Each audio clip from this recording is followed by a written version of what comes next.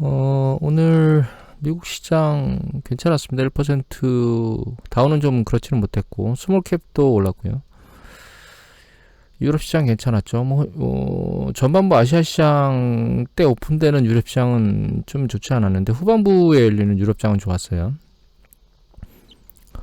아마도 제가 뉴스를 보진 않았는데 어제 그 PMI 지수들이 나왔거든요. 그래서 유럽 PMI 제조업하고 서비스업 속보치가 나왔는데 보시면 유럽 같은 경우에 아주 탄탄한 PMI 지수를 보이고 있고 미국은 오히려 상대적으로 약했는데 제조업은 괜찮았습니다. 제조업은 괜찮았는데 서비스업이 아래로 계속 세게 빠른 속도로 내려오고 있죠. 물론 뭐 과거 추세로 놓고 보면 높은 수준에 있기 때문에 뭐 걱정거리다 이렇게 생각할 필요는 없고 다만 그 강도는 약간 줄어들고 있다 이렇게 생각하면 될 것 같아요.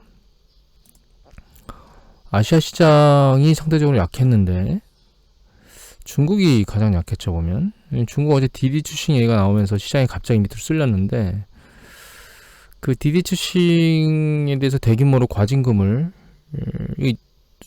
매기겠다고 얘기하고 있고 상장 폐지도 검토하고 있다는 얘기가 나왔는데 이게 기사를 보니까요. 야, 너 상장 좀 뒤로 밀어라 이렇게 얘기가 있었나봐요 아마 정부 쪽에서. 그런데 얘가 그렇게 상장을 미루면 이게 아니고 미국 쪽으로 갈까 그래서 미국에 상장을 한 게 교심죄에 걸렸다는 얘기가 나오고 있습니다. 그래서 어제 디디 추싱 미국 상장 가격이 아래로 내리꽂았습니다. 21% 하락했거든요. 이게 고가가 16달러까지 갔던 걸 보면 지금 8달러면 반토막 난 거죠. 문제는 이게 끝인가? 라고 하는 부분에 대해서 물음표를 찍어봐야 된다는 겁니다. 그냥 단순히 중국 공산당이 이게 그냥 으름장만 주려고 하는 건지 진짜 거기까지 액션이 갈지는 지금 판단이 굉장히 모호하기 때문에 그래서 제가 계속 말씀드린 그 시진핑 리스크가 중국 주식에는 가장 큰 위험성인 것 같아요. 그래서 개별주를 투자할 때는 절대적으로 조심을 해야 된다라고 다시 한번 말씀을 드려야 될 것 같아요. 그리고 석유와 관련돼서 그 석유 가격이 계속 좋고 그래서 석유 ETF에 투자하는 분들이 있으실 겁니다. 근데 어제 HSBC에서 홍콩 상하이 은행 쪽에서 나온 걸 보면 고유가인데도 석유 주식의 전망이 없다, 안 좋다로 해서 어제 신용등급을 낮추는 석유 회사의 신용등급을 낮추는 보도들이 나왔거든요. 여기 보시면 이제 유가는 올라가고 있는데 아래로 내려오고 있죠. 그래서 여기 엑셀리가 미국의 그 에너지 그룹 관련된 ETF거든요. 근데 엑셀리가 뭐냐면 이 짙은 파란색 캔들 차트로 바꿀까요? 예, 이 캔들 차트가 엑셀리 에너지 ETF고 이 보라색이 유가거든요. 보시면 추세가 거의 비슷합니다. 움직임이 따라 움직이는데 여기 보시면 5월 지나서 5월 하반기를 지나서 6월달로 넘어오면서 여기 보시면 유가는 굉장히 빠른 속도로 올라가고 있는데 ETF는 상승 강도가 떨어지기 시작하고 있죠. 이렇게 움직인다면 실제로 유가가 아래로 내리꽂으면 얘는 굉장히 빠른 속도로 또 빠질 수 있겠다라고 하는 생각을 조심스럽게 해야 되지 않을까. 그런 와중에 이런 보도가 나왔으니까 혹시 에너지 ETF를 보고 계신 분은 단순히 유가만 쳐다보는 투자하고 계신 분은 단순히 유가만 쳐다보고 계셔야 될 문제는 아닌 것 같습니다. 그리고 이거 관련해서는 저도 유심히 다시 지켜보고 있는데 왜 그러냐면 지금 원자재 쪽 슈퍼사이클이 일어나진 않을 거라고 저도 생각을 하고 있습니다. 아직까지는. 그런데 최근 추세는 약간 조심스럽게 봐야 된다고 생각하는 게 달러 인덱스를 보면 지금 아랫방향으로 세게 내려왔다가 그래서 뭐 89달러대 밑으로 뭐 깻잎 아니 막 이런 얘기를 하고 있다가 지금 계속 위로 치고 올라오고 있고 최근 조정받았는데 직전에 찍었던 그 저항선을 돌파하고 올라온 걸 받치고 여기 떠받치고 다시 머리를 들고 있죠. 달러 인덱스 가격으로 올라가고 있는데 원자재 가격이 안 떨어지고 있거든요. 이건 최근 이제 출렁임 때문에 한번 내려간 거고 구리 가격을 보면 구리 가격이 다시 스물스물 머리를 빠른 속도로 들고 있습니다. 델타 변이나 이런 얘기들이 완전히 해소되지 않은 상황인데 이렇게 옆으로 횡보를 하고 있던 게 갑자기 들렸다는 이유, 그리고 달러 인덱스가 상대적으로 위로 들고 있음에도 이렇게 움직이고 있다는 점, 그 다음에 에름리 재고를 보여드렸죠. 구리 쌓이고 있는 추세에 있음에도 불구하고 올라간다는 건 그렇게 좋은 조짐은 아닙니다. 이거 왜 보고 있냐면 이런 상황이 연준에서 예측하고 있는 향후 하반기에는 인플레이션과 관련된 것들이 안정화될 것이다 라고 하는 예측이 틀려버리면 시장은 크게 요동칠 거거든요. 그것 때문에 유심히 지켜봐야 되고, 그거에 따라 포트폴리오의 현금화 비중은 달라져야 될 거고, 저는 사실 빠르면 올 하반기쯤에 현금 포지션을 쭉 줄였다가 크게 흔들리면 그때 다시 밀고 들어가는 그런 생각을 하고 있는데, 그게 원래는 정상적이라면 내년 상반기쯤에 움직일 거기 때문에 내년 상반기까지 보고 있다가 포지션을 줄이는 생각을 하고 있는데, 좀 빨라질 수도 있다.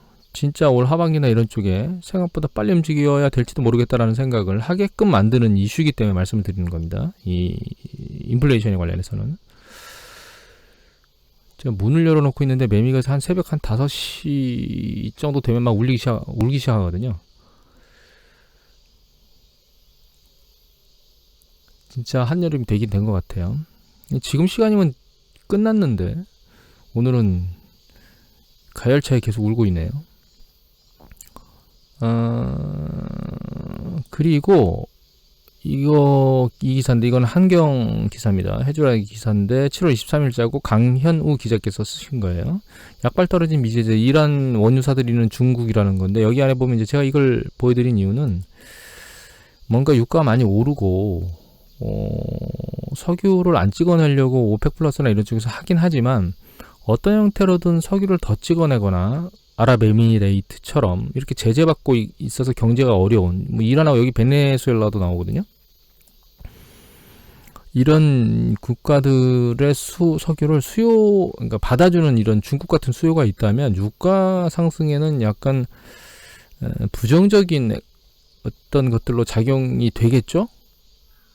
그런 요소 중에 하나이기 때문에 단순히 보여드리는 건데, 문제는 그럼에도 불구하고 유가가 이렇게 빨리 올라가면 이거는 뭔가 문제가 있다고 볼 수 있어요. 그러니까 아직까지는 그렇게 판단할 수는 없지만, 향후 추세가 과거 고점을 다시 뚫려고 이렇게 머리를 두고 계속 올라간다거나, 구리도 마찬가지입니다.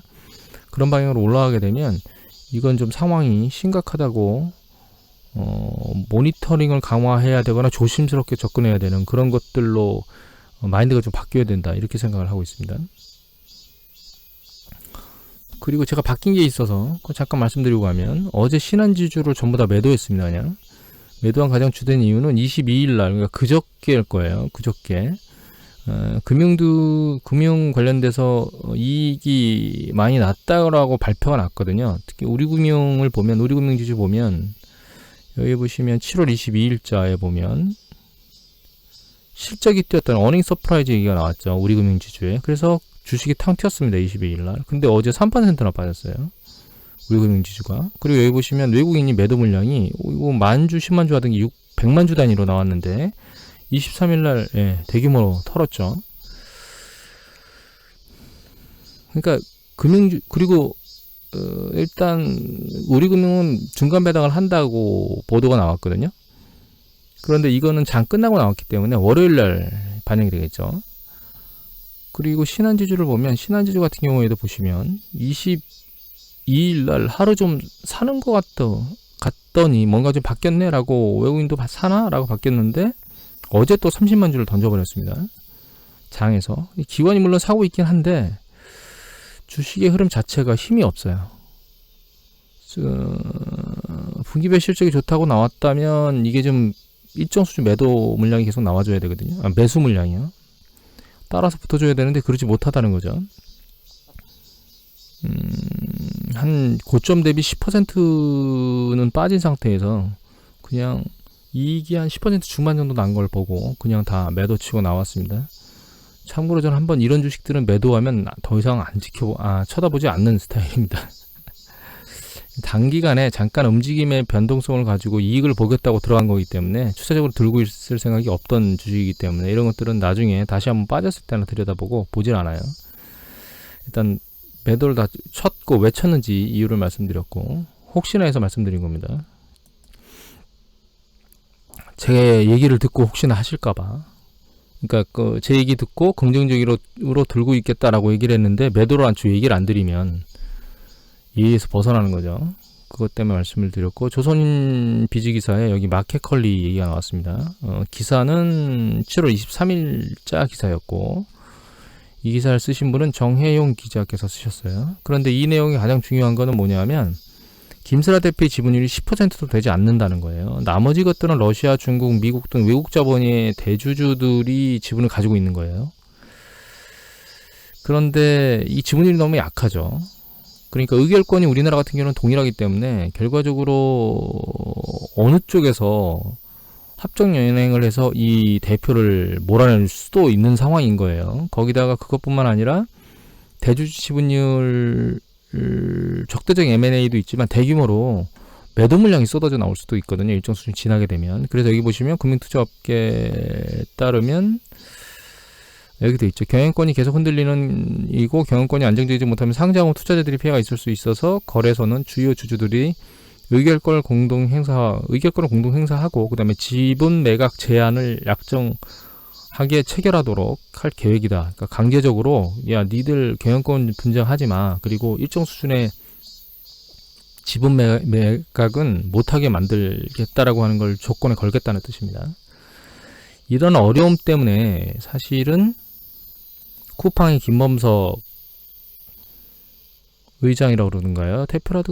그러던가요? 하여튼 이 사람이 미국으로 간 거예요. 여기도 역시 지분은 10%인데 의결권은 76.7%예요. 미국은 그 의결권이 없는 주식하고 의결권하고 나눠져 있는 그런 특징을 가지고 있어서 결과적으로 지분율은 10%지만 의결권은 76%라 지배구조에 큰 문제가 없거든요.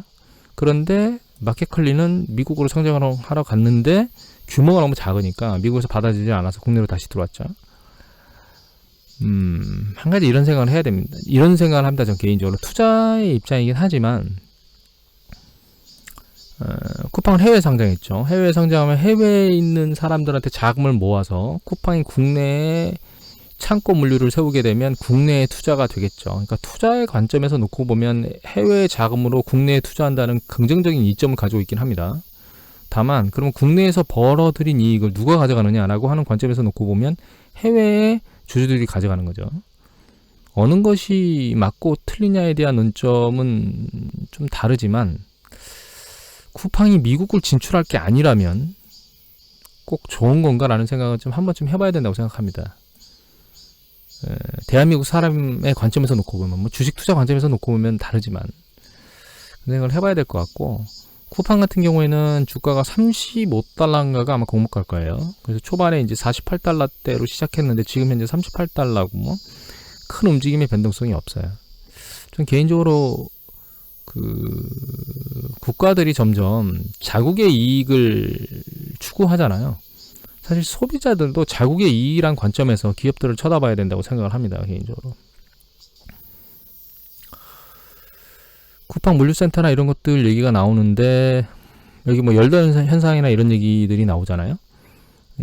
뭐 50분이라고 10분 쉬고 이런 것들이 있는데 그러지 못한다는 얘기들이 나오고 있고 화장실 갈 시간도 좀 부족하다 이런 얘기들도 여기 보면 나오는데 그게 100%인지 아닌지는 모르겠지만 환경이 열악한 건 맞는 것 같아요. 근데 좀 조심스러운 건 이런 기업 문화, 그러니까 이렇게 해서 이익을 낸 것들이 정당하다는 기업 문화가 계속 자리 잡으면 향후에 우리 미래 세대들은 굉장히 취약한 형태에서 근로를 해야 되는 그런 게 정당화될 수도 있다라고 하는 그런 부분 때문에 이 쿠팡이라고 하는 기업을 막 싸잡아서 뭘 하려고 하는 건 아닙니다.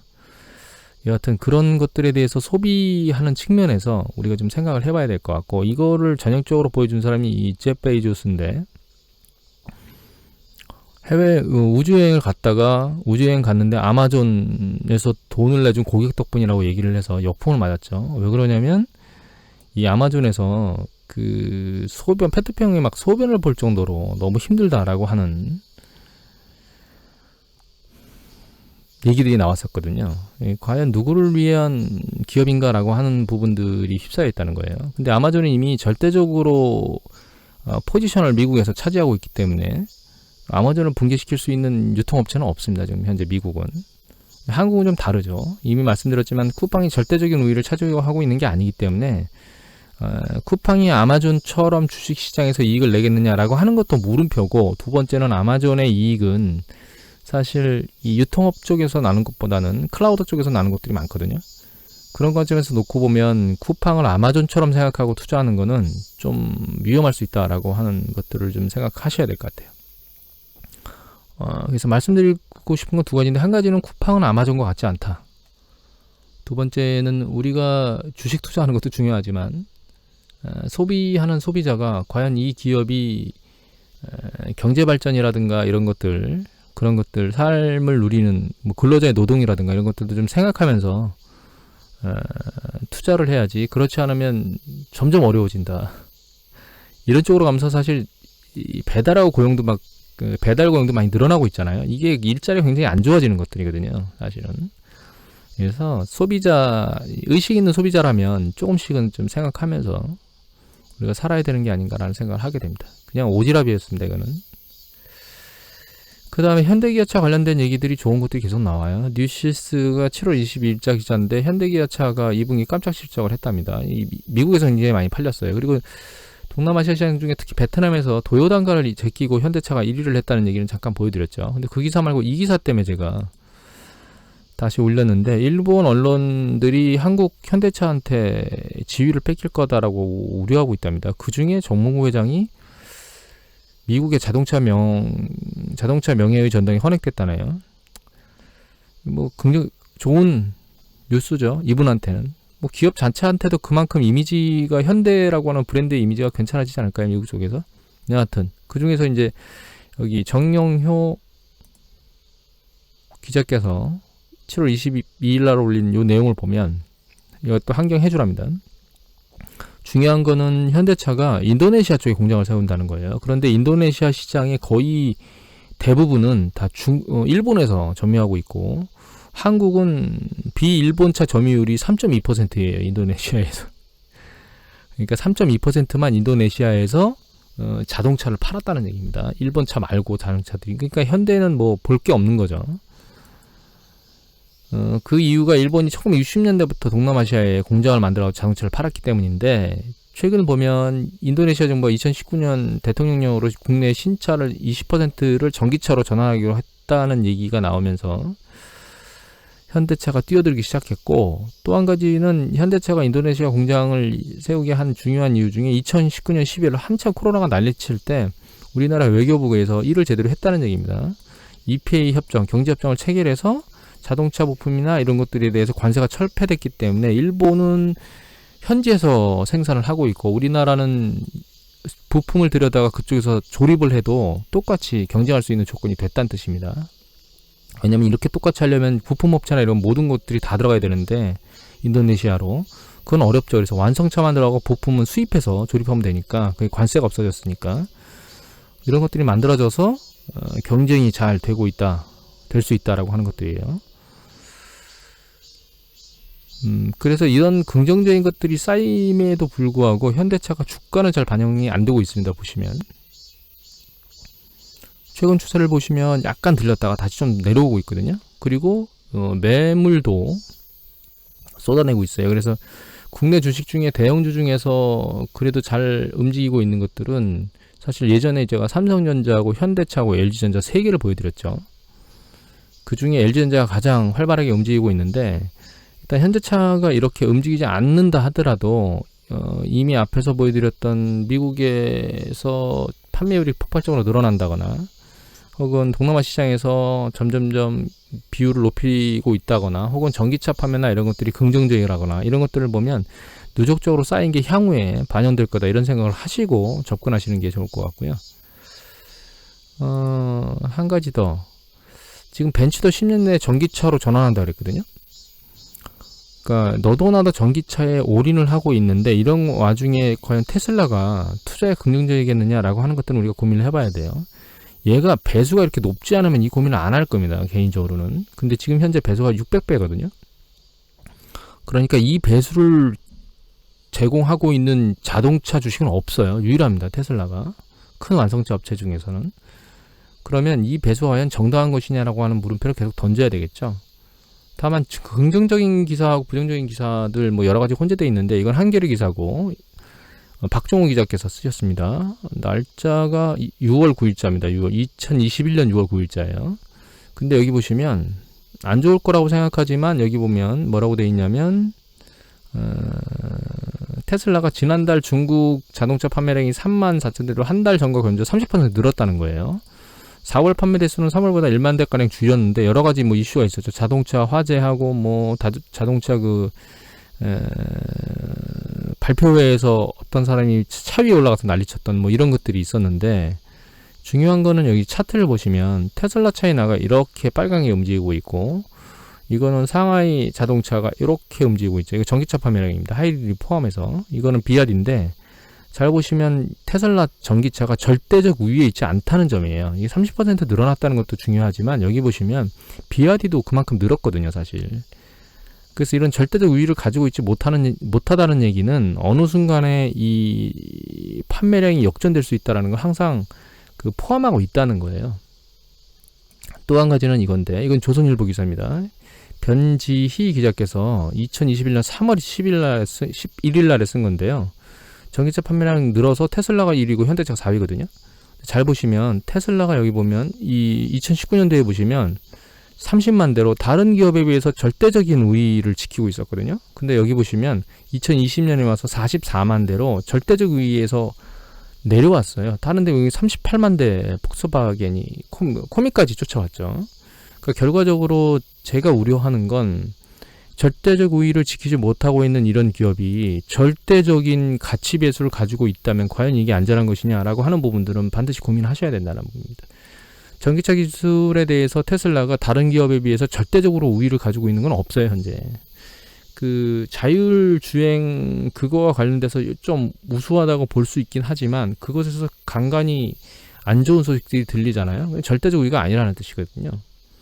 그래서 이렇게 과도한 배수를 떠받쳐 줄 수 있겠느냐라고 하는 부분에 대해서는 좀 조심스럽게 위험할 수 있다라는 생각을 해야 될 것 같고,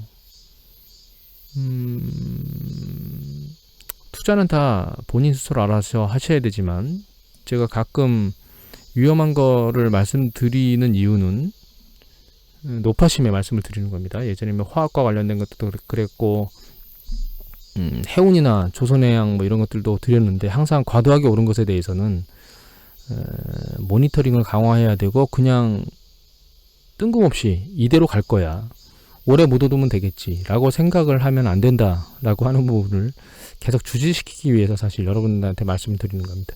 이렇게 과도하게 오르고 또다시 과도하게 올랐던 걸 본 거는, 제 기억으로는 여러 가지가 있겠지만, 제가 기억하는 걸로는 이제 지난번에 한번 얘기 드렸던 메디톡스라고 하는 게 과도하게 상당히 올랐었고, 또 한 가지는 가상화폐입니다. 그런데 가상화폐를 보면 이게 비트코인 데일리 일간 일봉입니다. 근데 일론 머스크가 등장해가지고 한마디 했죠. 그게 이겁니다, 이거. 근데 그 약발이 벌써 끝났나요? 탄력이. 그 다음에 도지코인은 보시면, 이게 도지코인이거든요. 도지코인은 이 비트코인보다도 탄력이 약해요. 이거를 추가적으로 밀어 올릴 수 있을까? 도지코인이 제가 봤던 상당히 과도하게 올랐던 것, 그 다음에 메디톡스도 마찬가지로 이렇게 폭발적으로 올랐던 건 딱 두 개인데, 이런 걸 생각해 보면 이런 것들도 흐물흐물 쓸려 내려가죠.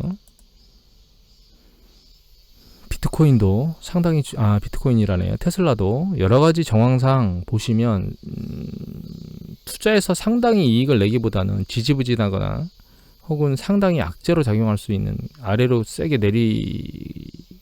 꽂을 수도 있는 그런 위험한 주식 중에 하나다라고 하는 부분을 여러분들한테 인지시키고 싶습니다. 물론 제 말이 틀릴 가능성도 분명히 존재한다는 것은 말씀드리도록 하겠습니다. 오늘 이것으로 마치도록 하겠습니다.